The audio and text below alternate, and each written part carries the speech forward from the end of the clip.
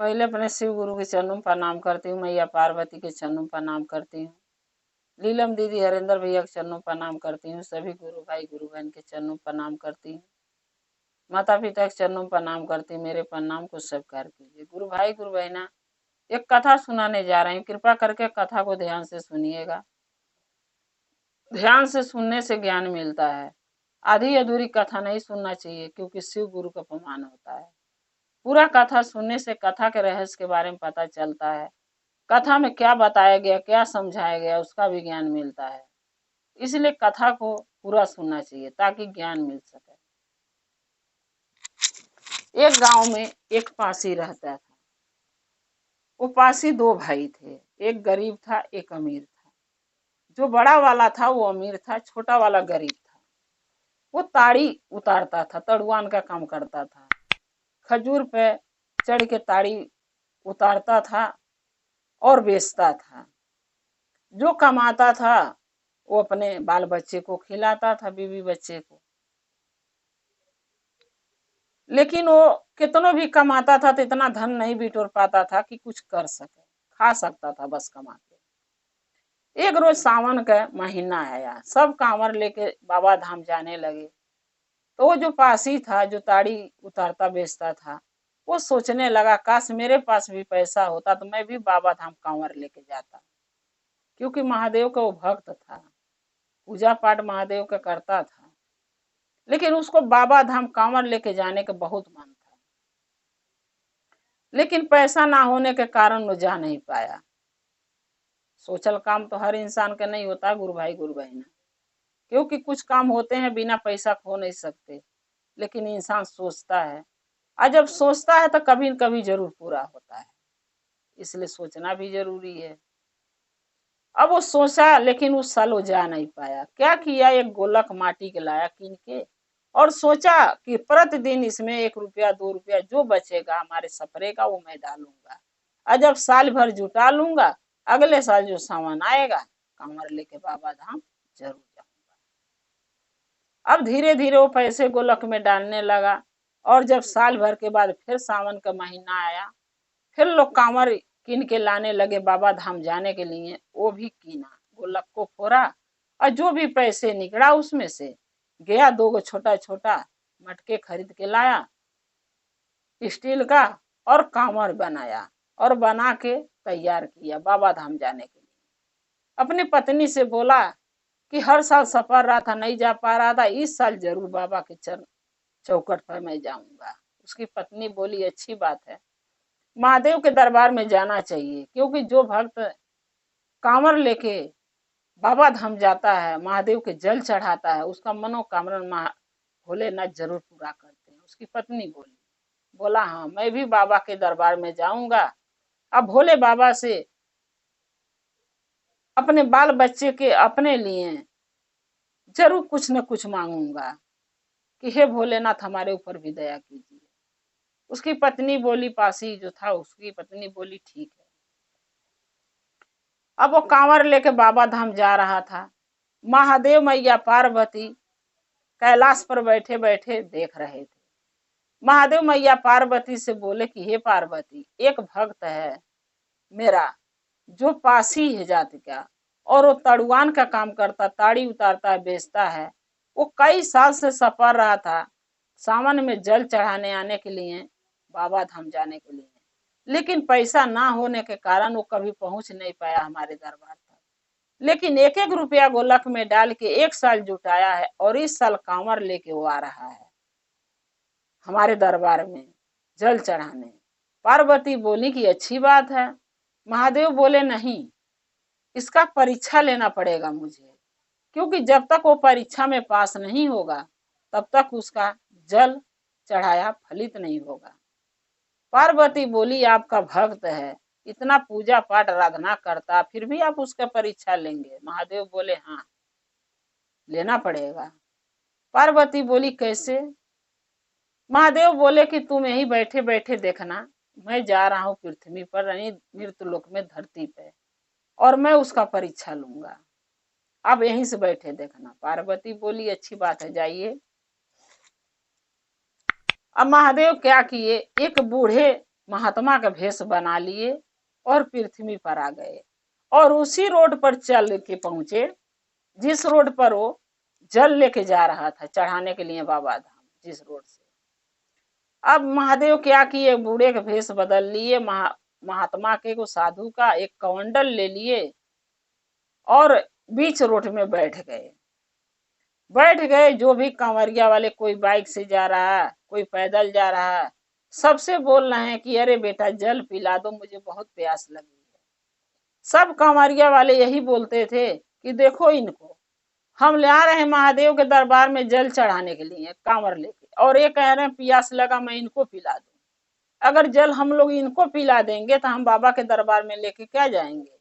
नहीं नहीं, हम नहीं पिलाएंगे, हम बाबा के दरबार में जा रहे हैं, वहीं जल चढ़ाएंगे, वहां से लौटेंगे तब आपको पिलाएंगे।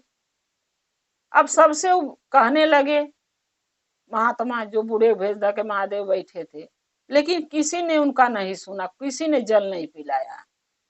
जब ये जात के जो पासी था, जब वो आया जल लेके उसी रास्ते में, तो महादेव के आशा हो गया कि जरूर पिलाएगा, क्योंकि एक दुखी इंसान दुख दूसरे का दुख समझता है। अब जब वो आया कांवर लेके उनके आगे से गुजरने लगा, तब महादेव ने, यानी जो बूढ़े बन के जो बैठे थे महात्मा, उन्होंने आवाज दिया कि अरे बेटा कहाँ जा रहे हो? घूम के देखा, बोला बाबा मैं कांवर लेके बाबा धाम जा रहा हूँ, महादेव के जल चढ़ाने, भोले बाबा के।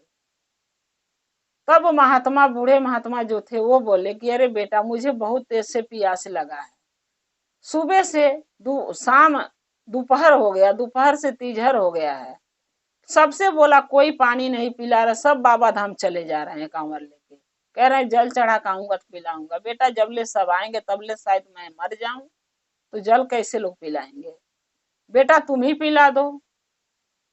वो पासी ने बोला कि ठीक है बाबा, आपको प्यास लगी, आप पी लीजिए मेरा जल। एक क्या किया, एक मटका उतारा और पिला दिया। बोला एक मटके के जल आप पी लो, दूसरा मटका मैं जाके महादेव के दरबार में यानी बाबा धाम में चढ़ा दूंगा जल।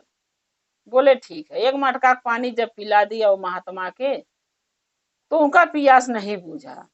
बोले बेटा अभी भी प्यास लगा है।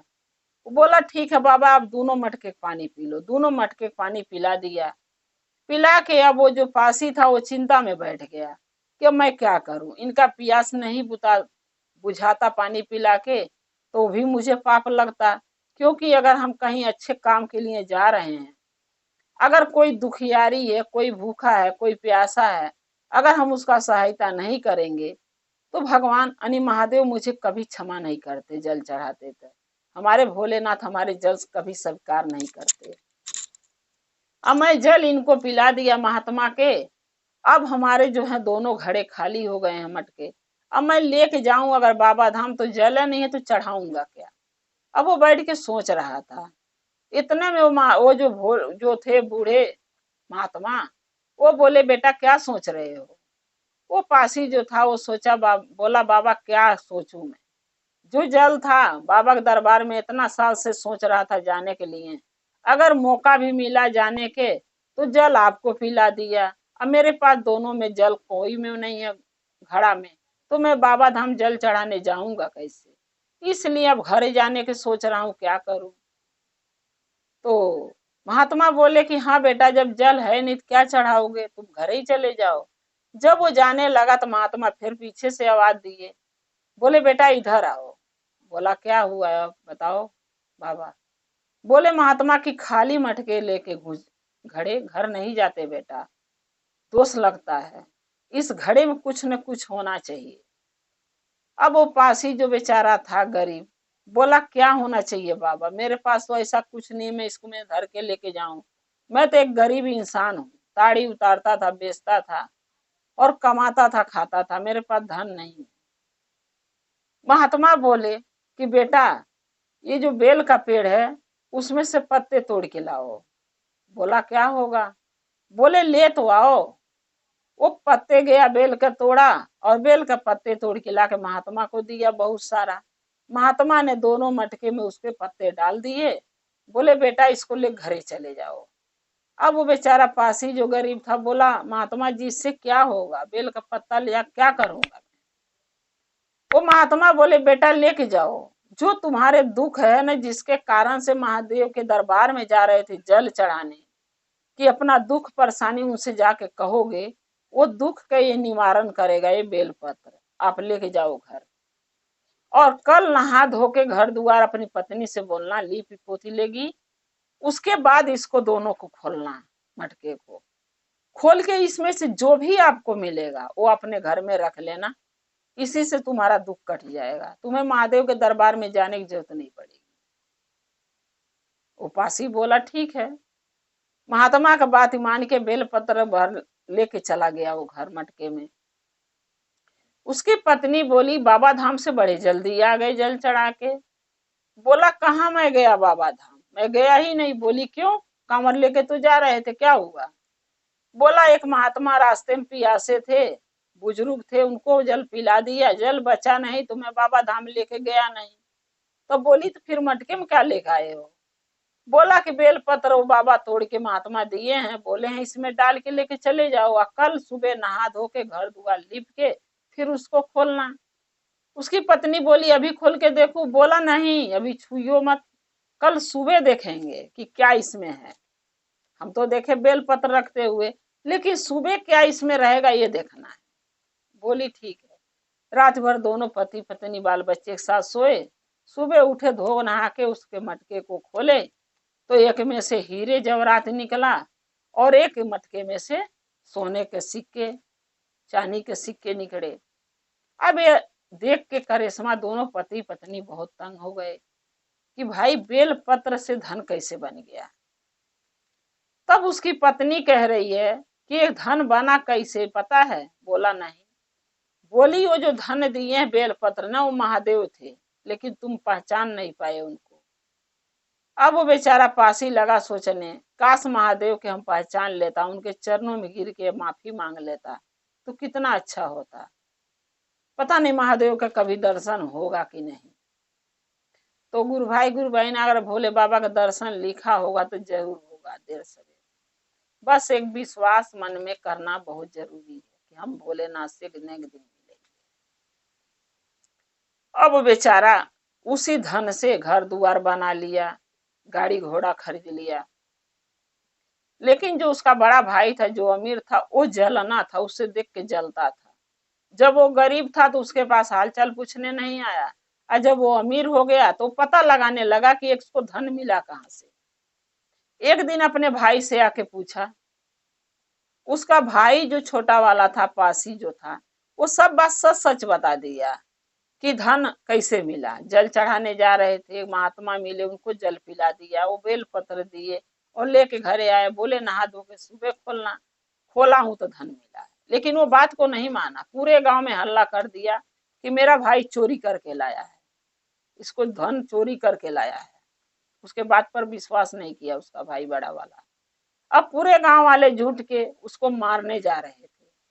तब वो बेचारा पासी गरीब बोला, हमें मारो मत, हम सच बोल रहे हैं, जो हम कह रहे हैं वही सच्चाई है। बोले, सब नहीं, अगर सच्चाई है तो साबित कर, नहीं तो तेरे को मार मार के जेल भेज देंगे, पुलिस बुला के पकड़वा देंगे, जीवन भर जेल में सड़ते रहियो। अब जो गरीब पासी था बेचारा महादेव का प्रार्थना लगा करने कहा, बोला, हे भोले बाबा, आपने एक महात्मा के रूप में मिला, हम आपको पहचाना नहीं, दर्शन नहीं कर पाया, आपके चरणों में आपके चरने के स्पर्श नहीं कर पाया। अब मैं चाहता हूँ भोले बाबा, जो सच है आप खुद प्रकट होके बताइए, नहीं तो धन हमारे जान का कारण बन जाएगा। ये लोग हमके मार डालेंगे, ये तो पुलिस के हवाले कर देंगे, तो हमारे बीवी बच्चा कहाँ जाएंगे। भोलेनाथ हमें दर्शन दीजिए। तब महादेव फिर उसको दर्शन दिए, उपासी को, उसके घर पे। और दर्शन देख के सबके सामने बोले कि हाँ, ये जो बोल रहा वो सच है। जब सभी ने जान गया कि भोले बाबा बता दिए सच्चाई यही है जो ये बता रहा था, तब इसका भाई वहां से हट गया। जान गया कि भोले बाबा हमके दंड भी दे सकते हैं, जो अपने भाई के साथ मैं किया हूं। वहां से वो हट गया, चला गया, और सारे गांव वाले वहां से हट गए, चले गए। सब ने चरणों में गिर के महादेव से माफी मांग के चले गए सभी को। भोले बाबा हमारे इतने भोले हैं कि कोई कितनों भी गलतियां करे रहे, लेकिन वो भी माफी मांगता है तो उनको माफ कर देते हैं। महादेव ने माफ कर दिया सबको, सब चले गए, वहां से हट गए। और ये बेचारा जो गरीब पासी था अपने बीवी बच्चे के साथ अपने घर में महादेव के दिया हुआ धन दौलत से अपना हंसी खुशी कमाने खाने लगा और महादेव का चर्चा भजन प्रतिदिन करने लगा। भोले बाबा जैसे वो गरीब पासी के उद्धार किए, उसकी गरीबी दूर किए, उसकी सहायता किए, वैसा महादेव सबका सहायता करें, सबके देखभाल करें, सबका दुख कष्ट दूर करें। शिव गुरु का कथा गुरु के चरणों में रखते हुए मैं फिर आपसे यही कहूंगी कि अगर मेरा ये कथा आपको अच्छा लगा कमेंट में लिख के जरूर भेजिएगा। जो भी मैं नया नया कथा डालती हूँ आपके पास पहुंचता रहे, आप हमारे कथा को ऐसे ही देखते रहें। अगर आप हमारे चैनल पर नए हैं, हमसे जुड़ना चाहते हैं, हमारे चैनल से जुड़ना चाहते हैं, तो चैनल को सब्सक्राइब जरूर कीजिए ताकि हमारे जो भी नया कथा डालती हूँ आपके पास पहुंचता रहे। आप हमारे कथा को ऐसे देखते रहें, अपना प्यार देते रहें और हमारा और आपका रिश्ता शिव परिवार से ऐसे ही जुड़ा रहे। हर हर महादेव, घर घर महादेव। महादेव की दया और कृपा आप लोग पर सदा बना रहे।